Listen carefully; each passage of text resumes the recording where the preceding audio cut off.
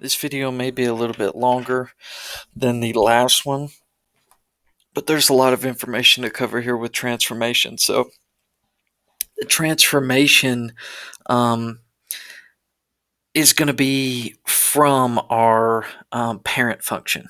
So last section we talked about the parent function is f of x is equal to bx. That's going to help you in determining these transformations. Now we're going to go through and list each of these just so you can have this as your reference to go back to. But first of all, the exponential function, the general way we write that is f of x is equal to a, which we'll use for these two parts here and then right here. And that typically will be just a number in front of everything multiplied. Then our b is going to be a number as well. And that's similar to our parent function b to the x. Then we've got x to the minus h. Now this h here is what we're going to use for the first part, which is our horizontal shifting. And then it'll be plus or minus a k. And that k is going to give us our vertical shifting. And then this a will actually be our vertical stretch and compression. So it's very similar to like some vertex form stuff we've done in the past. But we're going to list each of these out. That way you have it as a good reference. So h, like I said, is going to be our horizontal shift, which h, horizontal, those you can put those together to try to remember them. Horizontal shift. Now, our plus horizontal or our plus shifts for horizontal or for h are going to tell us to go left. And then our minus shifts are going to tell us to go right. So they're almost opposite of what you would think. You would mostly think that plus means go right and minus means go left, but for horizontal, it's opposite. So we'll get into what that means with some of these when we graph them. But typically that means that for a plus shift, you're going to subtract, and for a minus shift, you're going to add, like to your x values. And then K is going to be our vertical shift. So our vertical shifts, and those are pretty straightforward. Plus shifts are going to mean up. Minus shifts are going to mean down. So another way you could look at that is your H. That's going to be movement on the x-axis. K is going to be movement on the y-axis. And then if we have A as a negative number, so this number here, if it's negative, that means that it's going to, our function will reflect. So just say reflect across the x-axis. So that just means it will mirror on the opposite axis. So if we had a graph that looked like this and it's going to reflect, it'll end up looking like this, which we'll do one of those. Now, if the absolute value of A is greater than 1, that's going to be a vertical stretch. And then if we have A is in between 0 and 1, that's going to be a vertical compression. And then a little note I would make myself is when we're doing these transformations, the way we're going to do it, these two are typically going to tell you to multiply. So you're either going to, well, you're probably going to have to multiply by your x or y-axis, multiply on your y-axis. But you'll see what that means in a second. So typically, h is going to tell you a shift left or right, and that means you're going to add or subtract to the x-axis. A vertical one, which is k, is going to tell you the y-axis. And then if a is negative, that's going to tell you to reflect your function across the x-axis, which you really don't have to worry about that with the way we're going to do it. And then A is going to also tell you if you have a vertical stretch or a vertical compression. So the first part, we're just going to identify the parent function and describe the transformation. So the parent function of each of these is going to be in the form f of x is equal to b to the x. So you need to just take out your parent function. So if we were to look at number 1, our parent function is just this f of x equal to 3x, or 3 to the x. Now that's going to allow us to figure out what our transformation actually is. Because now you can see the only thing that we have left is this plus 5, which that lines up with plus k. That's like just saying plus k. So that means that our actual transformation, since we have k being a plus shift, that means it's going to go up 5. And then we'll just look at another quick one. Number 2, we've got to first find our parent function, which that's just going to be our basic f of x is equal to b to the x, which b here would just be 1 over 4 to the x. And then everything left is going to tell us our actual transformations. So the first thing you'll notice is we have this 2 multiplied out in front. That's actually a. And that 2 is greater than 1, so that's going to lead us here, which tells us that's a vertical stretch. So it's being vertically stretched. So you could just say vertical stretch. If I can spell stretch by 2. Then you also have something else happening. If you look at our exponent, it's x minus 1.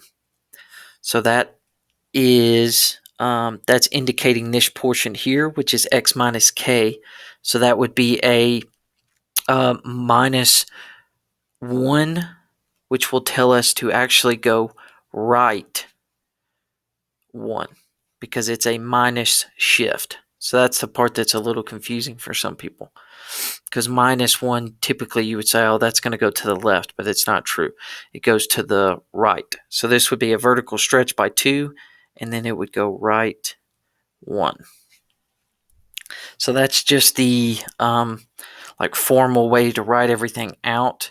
We're not going to focus too much on that. We're going to look at the graphing. So now we're going to do exactly what we just did with our exponential graphs, except now we're going to have to graph these after we have our transformation. And I'm going to show you a pretty easy way to do this. It's the best way to do it without making you write out 2 graphs. So what you're going to need to do first is identify your parent function. So the parent function of this would just be f of x is equal to 2x. And you're going to come to the side and you're going to act like you were graphing that. So you're going to make a table for that. F of x is equal to 2 to the x power. So we're going to do exactly like we did before. So we're going to start off, or in the last section, we're going to start off with -2, -1, 0, 1, and 2. And we're going to find each of those values, which I'm going to go ahead and write them for you to save us some time. That would give us 0.25, 0.5, let's see, 1, 2, and 4. Now, what we need to do is actually transform these into a new table, but we can use what we have in this first parent function table to help us do this really easily, because as long as you can identify what's happening in your transformation or what transformation is happening, you can do this pretty easy. So if you look here, the only difference between our parent function and this new function we have is that this exponent of x has 5 added to it. Now, if you go up to the top, whenever we have, which this is kind of hectic, whenever we have a plus, so whenever our h is a plus shift, that tells us to go left. So what that actually means is we're moving this on the x-axis to the left. So we're actually going to have to take our x values and subtract those by this shift. So we're going to take these x values and subtract each of them by 5, which will give us -2. Let's see, -2 minus 7, or minus 5 is -7. Then if we do the same thing, it'd be -6, -5, -4, -3, -2. Actually, it would just be -3. So those are our new x values after we've shifted this. Now we just have to take each of these y values and rewrite them. So all we changed was our x values. So we're just going to take these y values, rewrite them, and then this will be our new graph after it's transformed. So if we want to graph this, we would have, let's see, -7. So 1, 2, 3, 4, 5, 6, 7. That would be at 0.2, about right there. -6 is at 0.5. -5 is at 1. 4 or -4 is at 2. And then -3 is at 1, 2, 3, 4. So our graph would look like this. So our original graph would have actually been to the right 5 units, but all we did was take it and shift it left. So the way that you're going to do this is start off by looking at your parent function and then figuring out all the values you need for that parent function, just like we did in the last section. Then you're going to take your transformation and apply it to those values, and that'll help you not have to draw two graphs. Because another way you could do this is draw two graphs and have to actually take every single point and move it, and we're just not going to do that. This is a lot easier. So now from this new graph, you have to find your domain and range, which our domain for this would be all real numbers. On the x-axis, this is going to hit every single x value, and then our range is going to be everything that is above this asymptote here, which would be y is equal to 0. So our range is going to be y is greater than 0. Our asymptote would just be y is equal to 0. That's where this graph flattens out. So that's an example of when you have a horizontal shift with your values. Now we're going to look at, I'm going to skip number 6. I'm going to go to, which this video may be a little bit longer because I'm going to have to do a couple of these. Yeah, I may show you one when we're in class. All right, so I'm probably going to do 7 and 8, and then I'll show you 9 in class. Because the only difference between 9 and 7 is that this 9 has a negative number here, which means it's going to reflect across the x-axis. But I'll show you that in class. That way we can keep this a little bit shorter. Okay, so we've got number 7, and we need to graph this. But the first thing you need to do in order to graph this is find your parent function of this exponential function, which that's just going to be f of x equal to b to the x, which in this case is just going to be this 3 to the x. And then we're going to make a table for those values for that graph.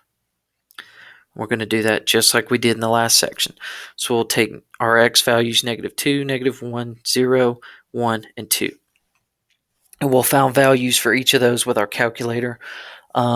And each of those values would be 0.1, 0.3, 0 would just be 1, 1 would be 3, and 2 would be 9, I believe.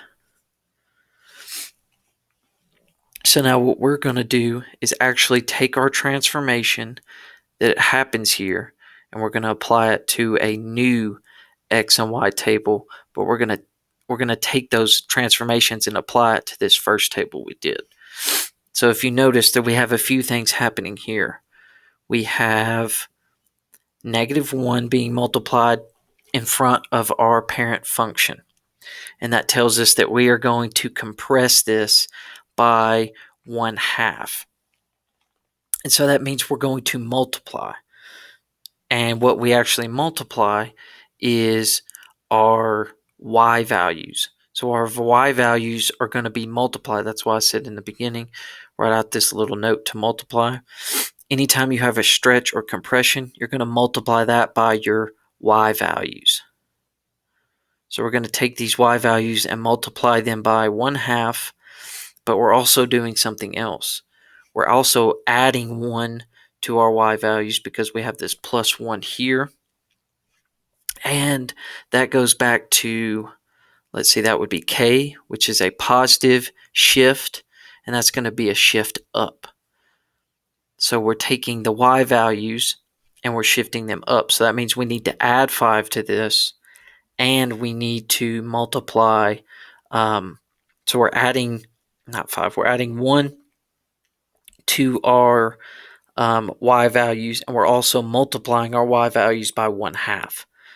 So we're going to keep our x values the exact same, and our y values have a vertical shift or a vertical compression, which is going to be multiplying each of these y values by 1/2 and then adding 1 to it. So that would give us 1.05, which I'll show you how to do these, or I guess you can do them with the calculator, but I'll try to keep it short for the video. -1 times 1/2 plus 1 is going to be 1.16. 0 would just give you 1.5.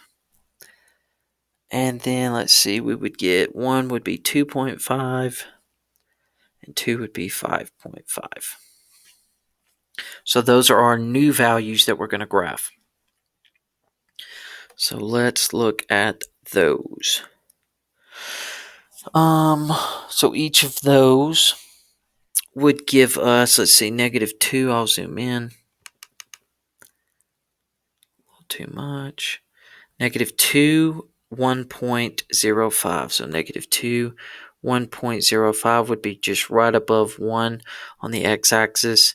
-1, 1.16 would just be barely above that, if at all. 0 would be at 1.1 or 1.5, which would be in between 1 and 2 on the y-axis. 1, 2.5 would be 1 up 1, 2.5.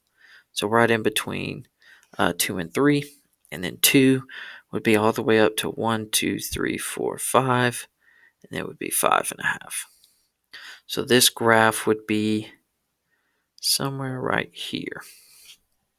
Now, if you notice, this line, or the bottom of this graph, does not go below this line here. So that's going to be our asymptote, that's why I said it's easy to find. Because wherever that ends is always going to be your asymptote. So our asymptote is just going to be at y is equal to 1. Now our domain and range are pretty easy too. Our domain, all of those x values are going to be hit no matter where they are, because these two lines here, these two arrows are just telling us they're continuous. And the way that this graph is, they're going to continually go to x, all those x values. And then our range is going to be, everything greater than 1, because our asymptote is y is equal to 1, so our range is going to be everything greater than 1. So y is going to be equal to 1, or y is going to be greater than 1 for our range. And I actually think a problem like number 8, I'll just take from the homework and work it in class for you. But number 8, the only thing that's happening here to notice is that this is actually going to be two kinds of shifts. So your parent function here would be 3/2 to the x power, because that's just the basic part you can pull out of that. But when you actually look at what's happening here, we have a -4 horizontal shift and a -5 vertical shift. So your x and y's are both going to change. So we'll look at a problem like that in class, but that's just another problem where in the first two we just did our x's and our y's. Then in problem number 8, it's actually x and y both shifting. But if you'll use these notes to help you go through each of these, it'll make life really easy on yourself, so that you can just pretty much use this until you get everything memorized and pretty much get used to the patterns.